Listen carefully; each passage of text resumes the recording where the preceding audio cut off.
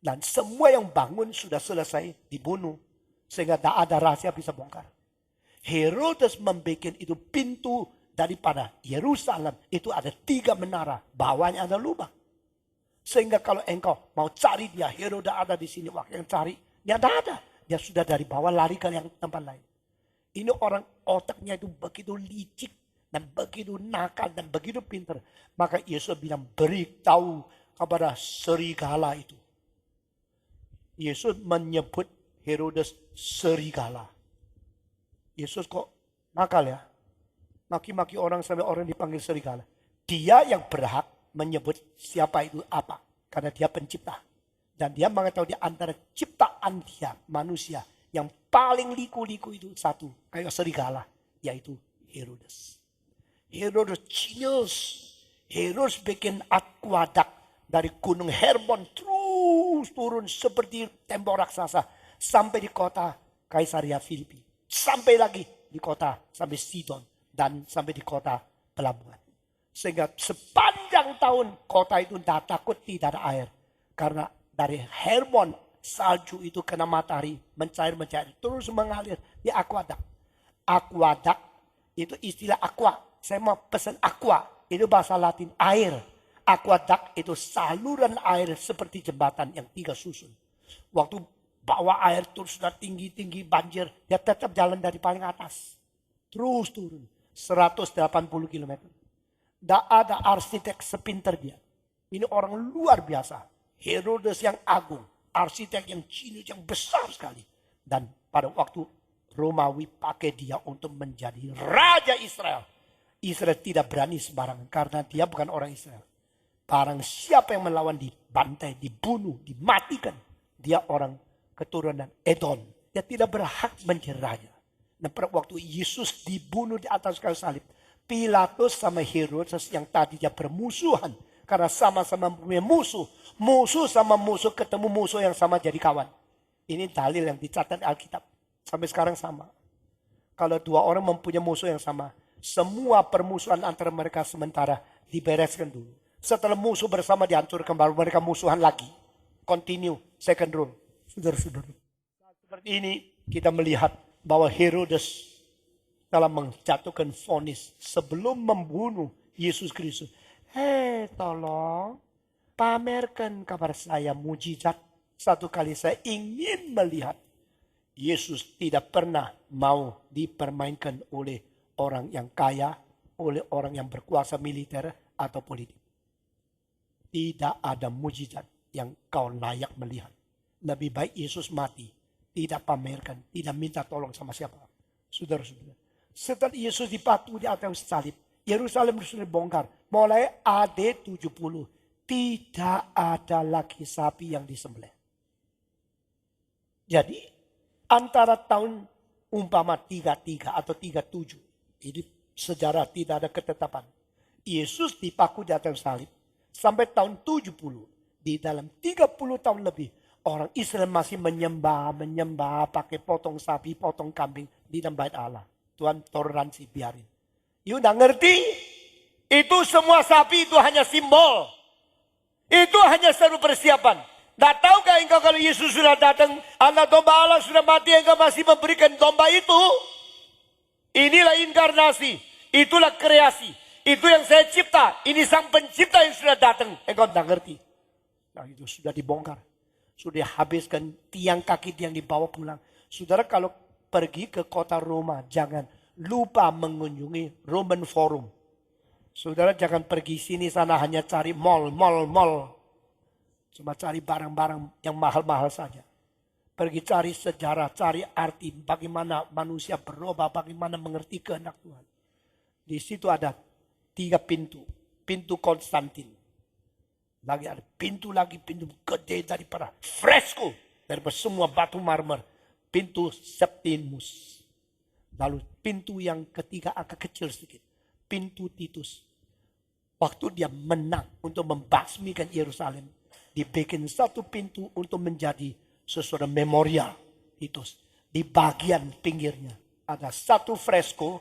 Yaitu ukiran di atas batu yang timbul separuh.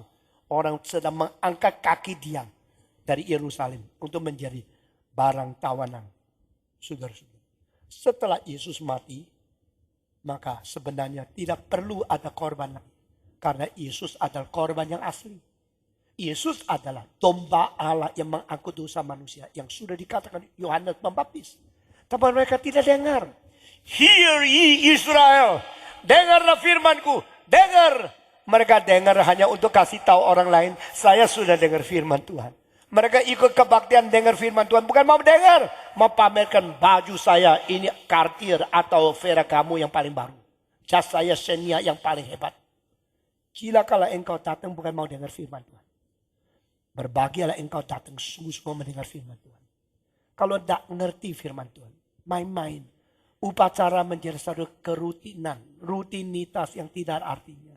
Mereka tetap menyembah Tuhan. Ini domba yang kuberikan. Tuhan bilang apa? Domba itu sudah mati. 25 tahun. 30 tahun yang lalu. Di atas kayu salib. Itu anakku yang jelma menjadi manusia. Engkau tidak ngerti. Engkau masih memberikan domba ginian kepada saya. Sekarang Tuhan di atas surga melihat orang dunia masih mempersembahkan domba, kambing dari agama. Dia lucu. Dia marah, ini apa-apa, ini manusia tidak mengerti firmanku. The Lamb of God have been crucified on the cross. And the prophecy of Moses. And the final prophecy of John the Baptist. You never heard. Engkau tidak pernah dengar sungguh-sungguh. Saudara-saudara. Tahun 73, 3 tahun setelah Yerusalem jatuh di dalam tangan orang Romawi. Masih ada 960 lebih orang. Tidak mau takluk. Pokoknya tidak boleh menyerah. Pokoknya sampai mati tidak boleh menyerah. Mereka dikepung. Usir. Akhirnya lari ke atas gunung yang tinggi sekali. Namanya Masada. Di situ. Mereka bertahan bertahun-tahun. Tentara Romawi mau naik, dilempar batu, pecah kepala mereka satu persatu. Mereka mau naik, gagal, naik, gagal. Akhirnya mereka menemukan mesin perang yang paling canggih dalam sejarah. Untuk bisa naik ke Masada. Sampai di Masada, Romawi senang sekali. Ini kali seluruh Israel hancur. Tentara yang diturunkan dari para Makabius. Saudara mengetahui satu keluarga namanya Makabius. Judas Makabius, orang yang paling penting. Dan itu telah dijadikan satu oratorio yang ditulis oleh George Frederick Handel 250 tahun yang lalu. Kalau ada waktu kita akan mementaskan oratorio itu di tahun-tahun yang akan datang. Saudara-saudara. Semua keturunan daripada yang paling berani dari suku Yehuda yang membentuk tentara untuk melawan Romawi lari ke atas Masada. Waktu orang Romawi sudah naik ribuan tentara naik ke Masada. Saudara mereka kira ini kali kapal lu ya. Semua lutut. Satu-satu. Lutut. Dan saya tawan engkau jadikan engkau butak di rumah. Waktu mereka cari. Tidak ada suara. Ini hampir 1000 orang di mana ini. Tidak ada suara. Mereka keliling tanda Masada yang besar. Dataran yang tinggi. Hanya ketemu di dalam beberapa kamar.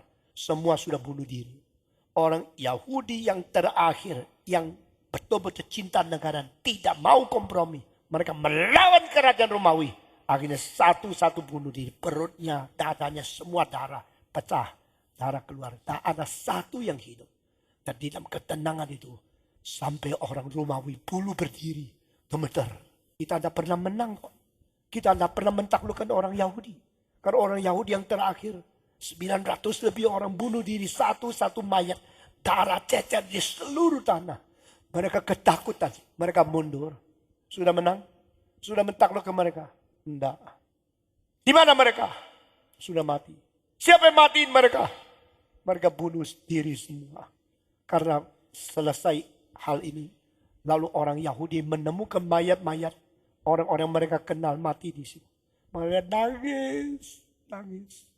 Sesudah tahun 3. Mulai disiarkan, dipencarkan orang Yahudi ke mana-mana. Tidak ada lagi negara. Sampai 1948 baru dibentuk lagi negara Israel yang sekarang ada. Saudara-saudara. Saudara kalau pergi ke tanah suci, saya belum pernah pergi. Jangan pergi untuk cari uang. Banyak gereja bikin tour. Lalu kesempatan cari uang. Panggil pendeta, kasih free. Suruh dia jelaskan. Karena yang membentuk terus semua nggak ngerti. Pendeta yang pernah belajar teologi ngerti. Dikasih free ticket. Kebetulan banyak pendeta tidak pernah ada uang pergi. Tapi kepingin pergi. Nah ini kesempatan. Nah memberikan kebaktian doa. Lalu mandinya di sungai Yordan. Itu semua penipuan. Air sungai Yordan adalah air di Jawa. Yang uap ke situ turun jadi hujan. Apakah kira kau baptis di sungai Yordan lebih suci, lebih dapat surga? Itu semua kebanggaan daging. Itu hanya satu penipuan untuk cari duit saja. Saudara-saudara, beberapa tahun kemudian GRI akan membentuk tim dan tur ke Israel. Mau? Dan akan dibayar kembali setiap rupiah selain yang dipakai. Tidak ada untung 1 rupiah. Saudara-saudara, mari kita jujur. Untuk pekerjaan Tuhan, kasih uang. Milik Tuhan kembali kepada Tuhan. Yang bukan milik Tuhan tidak usah diambil. Saya bawa pendeta-pendeta pergi ke Paris, ke Eropa, atau ke Tiongkok. Pulangnya semua dihitung. 1 sen pun semua kembalikan. Sehingga kita pergi ke Eropa 8 hari sama makan, sama tidur. Apapun. Satu orang cuma bayar $1,000 lebih termasuk tiket. No profit. Yang harus diterima, terima. Yang tidak harus diterima, jangan diterima. Kalau mau pergi untuk mengetahui kebenaran. Bukan pergi udah bangga saya pulang bawa air dari Lauders. Sungai Yordan. Kamu lebih suci, lebih sombong, lebih jadi penipu, lebih jadi pembangga kedagingan saja. Saya kasih tahu, sesudah Yesus mati, sampai masa dah jatuh, 33 sampai 73, 40 tahun. Itu tempat di antara ini, Paulus tulis Roma. Paulus mungkin mati 5 tahun sebelum masa dia jatuh. Dia tidak ada kesempatan melihat negara Israel hancur di bawah kerajaan Romawi. Tapi dia mengetahui kerajaan Allah sampai selama-lamanya tidak hancur. Dan dia mengatakan, aku menasihatkan kamu dengan kemurahan Allah. Persembahkan tubuhmu menjadi korban hidup. Mengapa? No more that sacrifice. Because Jesus died already. Kalau Yesus sudah mati, tidak ada lagi korban mati. Karena Yesus sudah bangkit. Sekarang korban apa? Korban hidup. Korban hidup. Korban hidup. Apa artinya korban hidup? Sekarang saya yang mau mati bagi Kristus. Saya sebelum mati saya hidup menjadi persembahan. Tubuhku ini korban hidup. Saudara-saudara, karena saya masih hidup, saya masih bisa khotbah. Saya masih bisa mengabari Injil, bisa pergi memberikan ceramah, memberikan seminar. Ini korban hidup. Saben hari itu mati-matian bekerja karena saya masih hidup. Ini korban hidup. Tuhan tidak mau lagi korban mati. Karena korban mati tidak perlu. Korban mati sebelum Kristus naik atas kayu itu cuma simbolik. Itu cuma sesuatu persiapan untuk menjadi sesuatu pengertian. Tetapi korban mati yang sungguh-sungguh bangkit kembali. Itu Yesus Kristus. Sesudah itu Tuhan tidak mau lagi korban mati. Maka di sini istilah baru. Aku menganjurkan kamu. Memberi nasihat kepada kamu. Menurut kemurahan Allah. Persembahkan dirimu. Tubuhmu menjadi korban hidup. Saudara-saudara, kalau tubuhmu lebih suka cari hal yang lain daripada pekerjaan Tuhan. Itu bukan korban hidup. Kalau engkau korban hidup, engkau hidup bagi Tuhan. Dengan keletihan, kecapean, kesusahan untuk Tuhan. Kalau Tuhan mau engkau bekerja berat untuk pekerjaan kerajaannya, jalankan. Kalau engkau lebih suka capek hanya untuk uang, bukan korban hidup. Engkau minta Tuhan kasih engkau keseimbangan. Kita perlu hidup di dunia, perlu kerja, tidak apa-apa. Tapi pada waktu engkau betul-betul untuk Tuhan, engkau berani menyerahkan diri. Korban hidup, korban hidup. Setiap orang Kristen korban hidup. Saudara-saudara, cari uang itu hanya untuk menghidupkan engkau, melestarikan napasmu, supaya boleh menjadi korban hidup lebih-lebih. Bukan engkau cari uang sebanyak lalu kasih Tuhan sedikit, itu kasihan sama Allah. Orang tua di surga yang anaknya di dunia miskin. Bukan itu. Saya perlu hidup, lalu saya perlu uang. Tapi apa yang saya dapat uang adalah untuk supaya tubuh ini masih bisa hidup untuk korban hidup. Your first profession is to do the will of God. Your second profession is your business. Saudara-saudara, engkau menjadi pegawai, engkau menjadi CEO, engkau manager, menjadi guru. Itu cari uang untuk hidupkan ini. sudah hidupkan ini supaya ini boleh menghidupkan pekerjaan Tuhan. First profession, the will of God. First profession, the kingdom of God. First profession, the church of God. The witness, the gospel of God. Baru second profession, your living. Jabatan, pekerjaanmu, your profession. Teaching ministry, itu semua adalah yang kedua.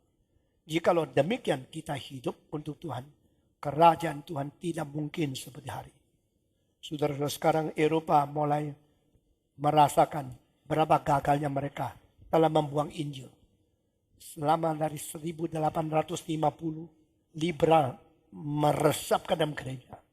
150 tahun kemudian, mereka merasakan gereja kosong. Hanya rambut putih yang datang ke gereja.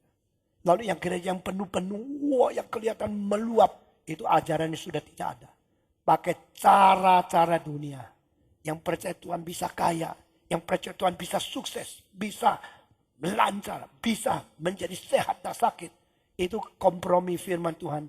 Menjadikan yang ekstrim ke kanan, ekstrim ke kiri, dua-dua mati. Satu mati secara iman, tetapi kelihatan kaya secara jasmani. Satu mati secara iman karena liberal. Dan juga mati secara penginjil. Saudara-saudara, di dalam sejarah sampai hari ini, kita memerlukan satu gerakan yang sungguh-sungguh jujur, sungguh-sungguh berbobot, sungguh-sungguh bertanggung jawab, sungguh-sungguh setia kepada Tuhan. Dan gerakan reform Injili harus hidup berdasarkan orang-orang memberikan korban hidup. Saya sudah mengerti ini. My life, my living, my body, my brain, my mind, my action, my daily life is for glorifying God on this earth. Lalu bagaimana? Ayat kedua. Itu sebab janganlah kamu menjadi serupa dengan dunia ini. Jangan ikut-ikut dunia ini. Dunia ini akan lenyap. Dunia ini akan hancur. Dunia dan segala nafsunya akan musnah. Hanya mereka yang menjalankan kehendak Allah kekal sampai selama-lamanya. Jangan ikut dunia ini. Orang dunia di abad ke-20 sudah mulai menjadi rasional dan akhirnya menjadi post-modern yang melawan rasional. Orang dunia ini sudah terlalu ekstrim kepada sesuatu rasio, akhirnya menjadi kepada spirit. Nah, pada akhirnya daripada abad ke-20, post-modern dalam membawa kita kepada satu new age, dan di situ panteisme merajalela lagi. Sehingga manusia sekarang mementingkan batin, mementingkan diri, mementingkan aktualisasi diri. Jadi yang disebut semua yang berkembang adalah memberikan positivisme. Positivisme yang datang dari Norman Vincent Peale. Lalu menjadi sesuatu pikiran dari Robert Schuller yang menjadi possibility thinking. Lalu menjadi satu pikiran lagi daripada yang disebut itu Zhou Yonggi. Bikin gereja besar-besar tapi doktrin hancur. Segala yang paling penting itu tidak ada di dalam. Yang penting diriku bagaimana berkembang. Saya mau memperlebarkan wilayahku. Saya mau memperkembangkan akan tali daripada tendaku. Semua ini adalah si aku. Jadi doa daripada Yabel itu yang dianggap satu contoh doa yang terbaik. Doa Bapa kami yang diajari Yesus Kristus sudah digudangkan gereja seperti ini. Karena apa? Mereka ikut dunia. Lu mau menang, gua mau menang. You mau sukses, saya mau sukses. Engkau mau kaya, saya mau kaya. Semua orang aktualisasi sendiri. Aktualisasi itu filsafat yang diperkembangkan oleh Martin Heidegger. Self-actualization. Lalu digabungkan dengan kemauan daripada modern psychology. Lalu digabungkan dengan karismatik. Digabung dengan sekarang dunia abad New Age. Di dalam dunia New Age, si aku menjadi Allah. Bukan Allah menjadi Allah. Saudara dengar kalimat di bawah ini, saya singkatkan. Zaman Renaissance, Allah tidak lagi pusat, manusia menjadi pusat. Zaman Enlightenment, Allah dimarginalkan, relativisasikan, si manusia yang dimutlakkan. Jadi di dalam zaman New Age movement, manusia jadi Allah. Allah dianggap tidak ada. Saudara-saudara, di dalam zaman seperti ini, dunia akan jalan kemana? Mari kita membuat seminar di tahun ini. Minta beberapa orang sama-sama pelajari. Mengerti tanda zaman ini tanda apa. Zaman ini zaman apa. Bagaimana dari Alkitab kita menilai zaman ini. Sesudah itu baru tahu. Oh ini yang dimau oleh setan. Sehingga gereja akan menjalan ke sini, sini. Seluruh yang direncanakan iblis kelihatan menjanjikan kesuksesan. Tapi kesuksesan di luar kehendak Allah. Itu satu penghujatan terhadap Tuhan Allah yang tidak disadari oleh orang Kristen. Jangan ikut teladan dunia ini. Saudara-saudara, tetapi perbaharuilah dirimu melalui sesuatu membedakan. Perbarui melalui perubahan. Transform through reform. Transform through renewal. Saudara-saudara, memperbarui dirimu. Bagaimana memperbarui dirimu? Mungkin minggu depan saya akan meneruskan lagi di gereja ini. Saudara-saudara, memperbarui dirimu dan merubah dirimu. Secara daging kita robah. Saudara lihat 10 tahun yang lalu, saya masih lumayan ganteng. Coba lihat lagi 20 tahun yang lalu. Wah, saya masih rambut hitam kelihatan muda. 30 tahun lagi. Wah, bintang film pun kalah sama saya. Sekarang saya sudah jadi begini. 10 tahun lagi. Jadi apa? Kayak monyet, saudara-saudara. Ini perubahan di luar. Tapi perubahan di dalam yang dijanjikan. Di dalam bagaimana berubah. Makin segar, makin baru, makin kuat, makin kuasa. Tuhan sanggup memperbarui dalam diri kita. Jika kita makin kaya, makin kuasa. Saya bersyukur kepada Tuhan. 53 tahun setengah melayani. Sampai sekarang khotbah belum habis. Masih ada isi. Karena apa? Di dalam terus diperbarui. Diperbarui. Dirubah terus. Saya bersyukur kepada Tuhan. Karena Tuhan masih bisa memperbarui dalam kita. Biar setiap kita diperbarui. Di dalam setiap kita dirubah. Robah dari apa? Dari yang terbatas menuju yang tidak terbatas. Yang dunia menuju kepada yang surga. Yang kelihatan, yang bisa layu menuju kepada yang tidak kelihatan, yang lebih indah. Paulus berkata, tubuh kita satu hari lebih rusak daripada satu hari. Pada hati di dalam kita makin hari makin diperbarui. Sampai satu hari kita berkata kepada waktu, jangan menggugurkan aku. Tapi saya berkata, saya gugurkan kamu. Orang yang mempunyai hidup yang kekal, harus mempunyai confidence. Kita akan diperbarui terus. Jangan ikut keadaan dunia. Tapi biar engkau diperbarui melalui perubahan. Berubah terus. Mungkinkah? Mungkin. Saudara-saudara, rektor saya bicara sama saya. Kamu badannya sangat lemah. Waktu saya masuk sekolah bawa bantal. Ganjel, sakit, lemah. Terus sakit. Dia bilang kamu otak cukup pintar. Tapi tubuhmu begitu lemah. Saya kasih tahu ya. Peribahasa Tionghoa mengatakan. Liu de qing san zai. Bu pa mei cha sao. Maksudnya, pelihara gunung tetap hijau. Kalau pelihara gunung itu tetap warnanya hijau. Jangan takut engkau tidak ada kayu untuk dibakar.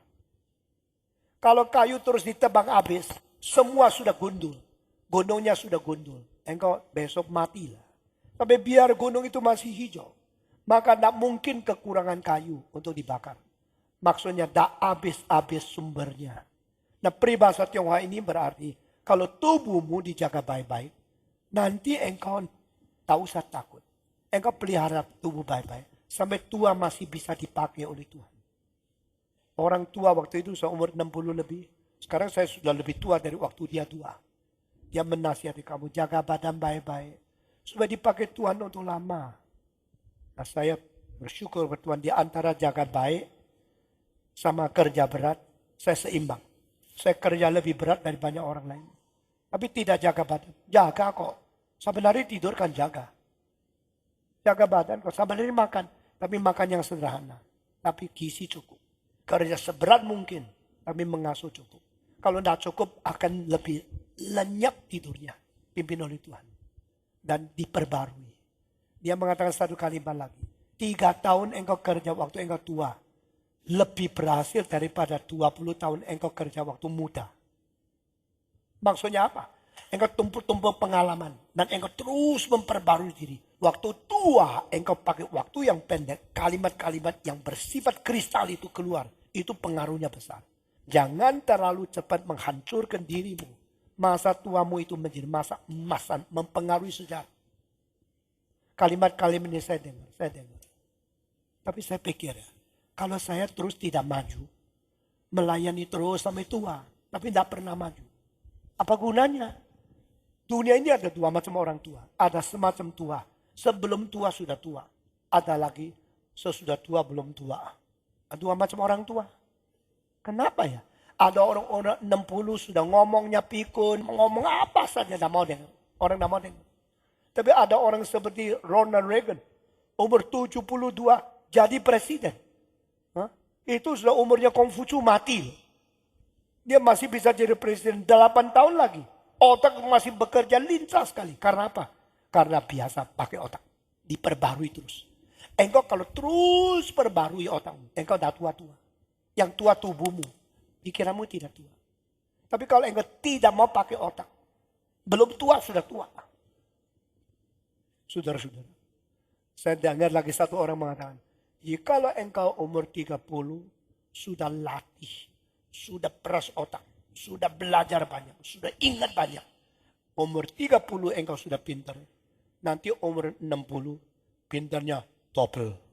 Saya ingat, kalau umur 30 sudah pintar, 60 pintarnya double. Tapi, kalau engkau malas-malas, otak mau dipakai, mulus terus. Engkau umur 30 bodoh-bodoh, nanti umur 60 bodohnya double. Ayo ikut saya. 1, 2, 3. Kalau umur 30 sudah pintar. Umur 60 pintarnya double. Semua 1, 2, 3. Kalau umur 30 pintar-pintar. Umur 60 pintarnya double. Yang tidak mau ngomong pasti bodohnya double. Ya. Kedua. Umur 30 bodoh-bodoh. Nanti umur 60 bodohnya double. Benar loh. Puji Tuhan benar-benar. Pada waktu Lao Tse umur 80. Kecewa sama dunia ini. Dia naik bukan sapi. Naik satu kerbau. Dia naik di atas. Pelan-pelan keluar. Waktu keluar sudah tua kisut. Ompong. Sudah kisut. Kalau naik kuda pasti dia kocak-kocak mati peleterin semua. Dia naik kerbau jalan pelan-pelan. Sampai di pintu. Orang dia mau ke mana? Mau keluar kota. Loh, siapa kamu ya? Seperti tahu loh. Seperti kenal kamu. Kamu Lao Tse ya? Lao Tse ya? Sudahlah, saya mau keluar jangan bicara banyak. Nggak bisa. Lao Tse keluar kota mau ke mana? Umur 80 lebih. Sini, turun. Disuruh turun dari kerbau. Engkau mau ke mana? Saya bosan sama masyarakat. Dunia kacau. Saya akan pergi ke gunung, tempat yang jauh. Lalu pensiun di situ sampai mati. Tidak kembali lagi. Hah? Kalau engkau tidak kembali lagi. Jadi dunia ini kehilangan seorang yang pintar. Orang sudah 80 tahun masih tajam pikiran sekali. Tolong jangan pergi. Jangan halangin saya. Saya harus pergi. Betul-betul mau pergi? Ya, jangan halangin saya. Kalau mau pergi tolong tulis. Tulis kalimat-kalimat yang paling penting dari pengalamanmu. Tulis pikiranmu yang paling tajam. Wah dia masih tajam sekali. Dikasih kertas. Ya langsung tulis. Tao ke tao. Fei chang tao. Ming ke ming. Fei chang ming. Tulis. 5.000 lebih 30 lebih huruf. Sudah tulis 5 huruf. Sudah saya serahkan engkau. Inilah pikiran saya. Lalu dia pergi. Tidak pernah balik. Lalu itu namanya Tao Te Ching. Kitab Tao Te. Yang artinya dalamnya luar biasa. Di dalam 10 menit itu dia bukan pikun. Dia tumpuk-tumpuk. Karena umur 30 double. Umur 60 double pintarnya. 80 triple. Nah, waktu ditulis. Diselidiki oleh dunia. Saya anggap ya. Itu kitab yang paling berbijaksana. Selain kitab suci. Ini wahyu. Khusus. Itu adalah reaksi terhadap wahyu umum. Dari kristalisasi pikiran manusia yang luar biasa dalamnya. Itu dari mana? Dari orang tua. Jadi kita diberikan oleh Tuhan satu hidup. Hanya satu kali. Engkau hidup 50 tahun, satu kali. Hidup 80, satu kali. Saya tahun ini masuk tahun 70. Sampai kapan saya mati saya tidak tahu. Tapi satu kali. Apakah saya menyesal? Tidak. Seumur hidup saya telah memeras otak saya sekeras mungkin. Saya telah belajar sebanyak mungkin. Teringat sebanyak mungkin. Menjelajah wilayah sebanyak mungkin. Semua disiplin of learning yang paling bermutu. Saya belajar. Saya ingat, saya kristalisasikan semua simpan di sini. Dan saya terapkan di dalam gerakan reform untuk Tuhan. Bukan untuk diri saya. Bukan untuk pemerintah, bukan untuk orang lain. Untuk Tuhan dan untuk umat manusia. Khususnya yang dipilih oleh Tuhan. Dan saya semua ini untuk Anda. Kalau satu hari saya pergi, saya berkata, Tuhan, saya sudah siap bertemu dengan Engkau. Selama berpuluh-puluh tahun, saya terus dirubah, diperbarui.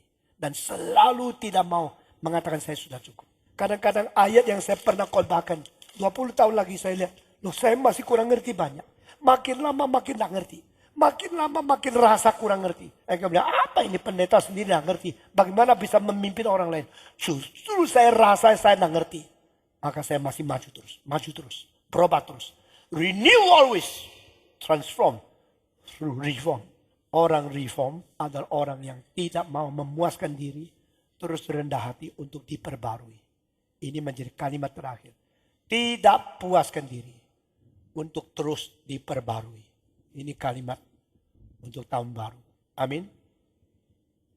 Nanti tahun depan kalau saya masih hidup, saya mau tanya. Tahun 2000 sudah lewat. Kita akan bunyi 11 kali lonceng ini. Tahun 2011 sudah mulai. Dan di dalam 1 tahun ini, sudahkah engkau menjadi korban hidup? Sudahkah engkau diperbarui? Sudahkah engkau mengalami perubahan di dalam 365 hari? Sedialah menjawab saya. Di dalam tahun ini bersedia dirubah, bersedia diperbarui, bersedia tidak rasa diri cukup, rendah hati untuk diperbarui terus. Mari kita berdoa. Bapa di dalam surga, kami berterima kasih untuk janjimu, untuk doronganmu, untuk nasihat melalui Paulus, bahwa kami mempersembahkan tubuh kami, bukan hanya uang kami, sebagai satu korban hidup. Tidak mengikuti teladan dunia yang akhirnya menuju kepada kebinasaan. Tapi terus mencari kehendak Tuhan.